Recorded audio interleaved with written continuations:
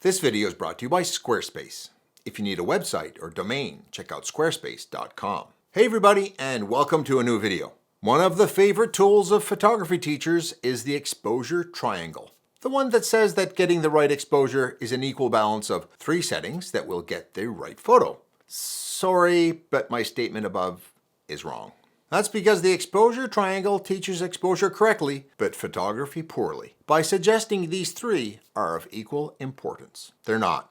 Not even close. My name is Simon d'Entremont and I'm a professional nature and wildlife photographer living in Eastern Canada. I make weekly videos giving you photo tips or taking you behind the scenes for nature photography. Subscribe if you want to see more.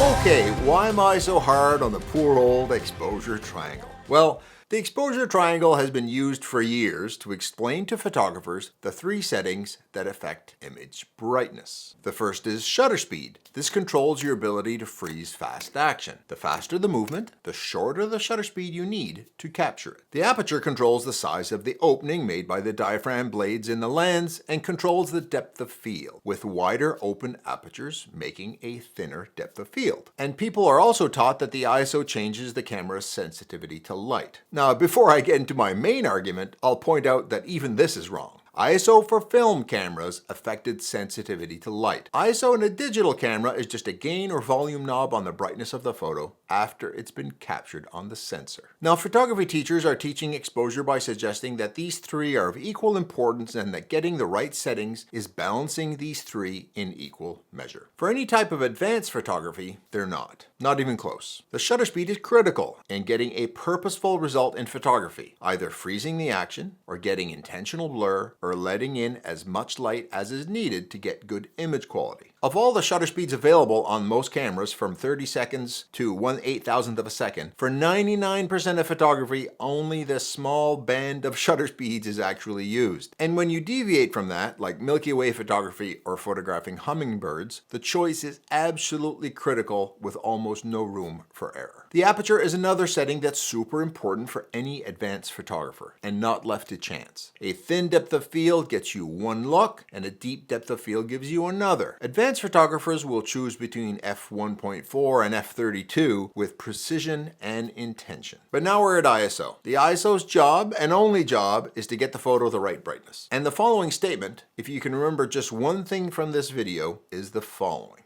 Only the shutter speed and aperture affect the creative and artistic merits of a photo. The ISO's only purpose is to get the photo the right brightness. No one was ever credited with taking a great unique photograph because they chose the right ISO. Ever, ever, ever. I'd like to thank the sponsor of this video, Squarespace. I built my own website using Squarespace and it was a breeze. A website is just a great way to have a professional place online where you can show off your work, your service, or your personal brand. The thumbnails they use on social media are just a poor way to represent you and your work. And they may not want you to monetize it as they don't want links to external sites. You should have the benefit of having your work presented in a way that looks good for you, not for the algorithm. Squarespace has tons of different templates which you can use depending on your genre of work. If you're more daring and artistic, you can go outside the templates and use the new feature called Squarespace Blueprint, which uses AI to help walk you through the process of creating your own build. And you can also use Squarespace Payments to set up an online store so you can take credit cards or PayPal from all over the world. Go to squarespace.com to sign up for a free trial. And when you're ready to launch, go to squarespace.com/Simon for 10% off your first purchase of a website or domain. So now let's look at the exposure triangle with a fresh pair of eyes. It is true that getting a photo the right brightness is a balance between these 3 settings, as they all impact photo brightness. I'm saying photo brightness and not exposure because technically the exposure is only controlled by the aperture and the shutter speed, because the definition of exposure is the amount of light gathered, not the brightness of the photo. But they're sometimes used interchangeably. Now, the shutter speed, while impacting the ability to freeze movement, also increases the brightness of the photo with long shutter speeds and decreases the brightness of the photo with shorter shutter speeds by gathering more and less light. The aperture also impacts photo brightness. Larger apertures let in more light, making images brighter, and smaller apertures make them darker. And finally, the ISO adds gain or electrical brightness to the photo to increase its brightness if it was too dark. If it's the right brightness, the base ISO, like 100, is enough. If the photo brightness needs to be doubled, ISO 200, ISO 400 for 4 times, and ISO 1600 for 16 times. This in itself is accurate, but for photography, these three are not equals, not even close. Here's the model that professional photographers actually use. And my practical takeaway is not to teach people to ignore ISO. It's to teach you a decision hierarchy. First, the shutter speed.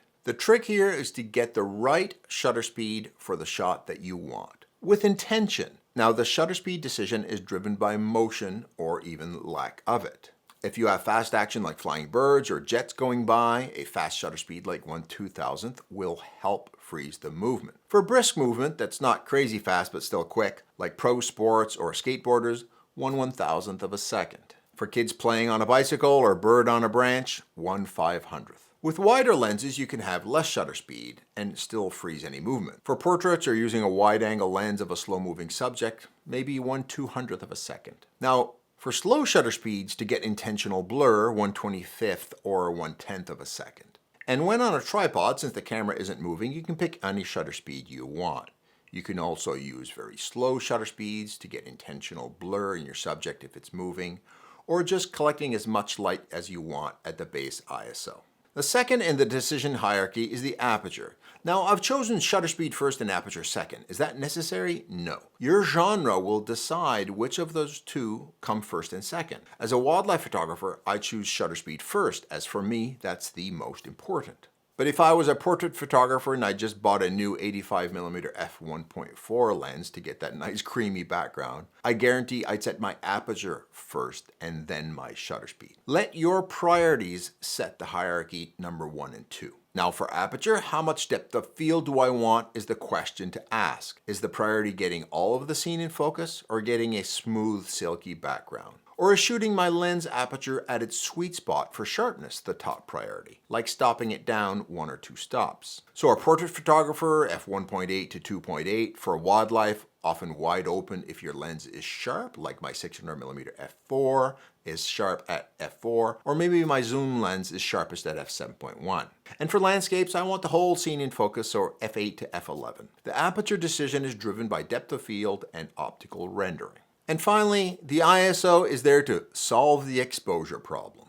There is no artistic decision to be made here. This photo is at ISO 200 and this one at ISO 2000.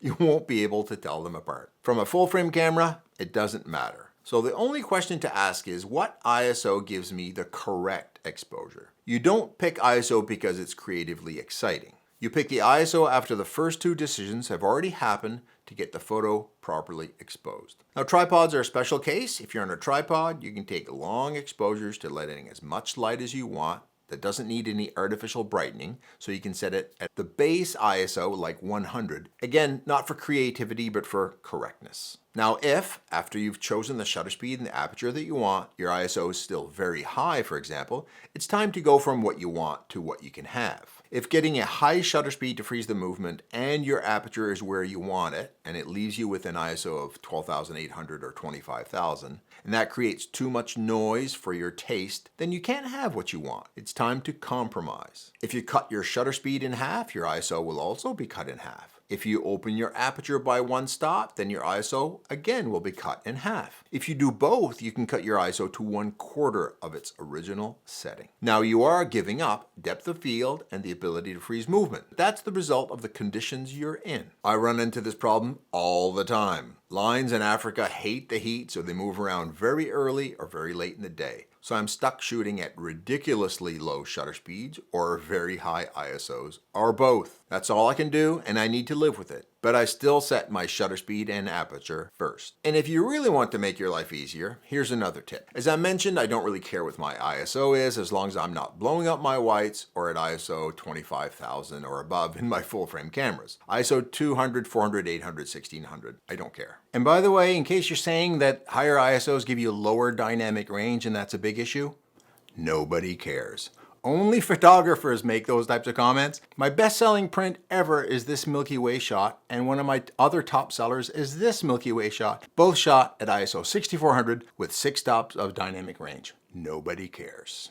I care so little that I'll let the camera pick. I shoot wildlife in manual with auto ISO. So I set the shutter speed to what I need to freeze the action or intentionally blur it. I set the aperture to get a thin depth of field, which is what I like for my style of photography, and I let the camera set the ISO. It can do it way faster than I can, and it can accommodate very quick and erratic changes in lighting, movement, like my subject running or flying across the setting sun, or partly cloudy days when the light is always changing every 2 seconds. If I was in manual ISO, I'd be always changing my settings rather than focused on getting the shot. If a cheetah surprises us by running right in front of my vehicle, I just want to grab my camera and shoot. None of this, what's the right ISO for this shot stuff. Now, along with auto ISO, it's critical, as in any semi-automatic mode, to master exposure compensation. While auto ISO will get the exposure right for me 90% of the time, 10% of the time it won't. That's when you need to tweak the exposure the camera is suggesting. Look for this symbol on your camera. It's also usually on the back LCD with a light meter and this little symbol. Move it left to darken the image when highlights are getting clipped, or right if your scene is bright in real life but looks too dark in the camera. This will adjust the ISO again for you. And this is another reason why I shoot in auto ISO and not aperture or shutter priority. In those two, the camera does indeed act fast to change your settings. But, and this is a big but for me, it changes the aperture in shutter priority and the shutter speed in aperture priority. Those two settings are critical for me to get the right shot. I don't want to leave them to chance that the camera sets it. But in auto ISO, the camera changes the ISO, and I don't care what the ISO is, other than it being 25,000 or above. And if it is, it's because I've used the wrong settings and too high a shutter speed for the available light. I just lower the shutter speed till the ISO is acceptable.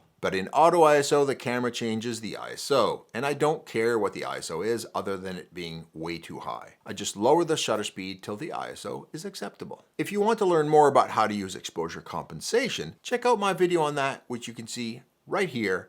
And I hope that you can use these tips the next time you go out to take your own unique and amazing photos. I know you can do it.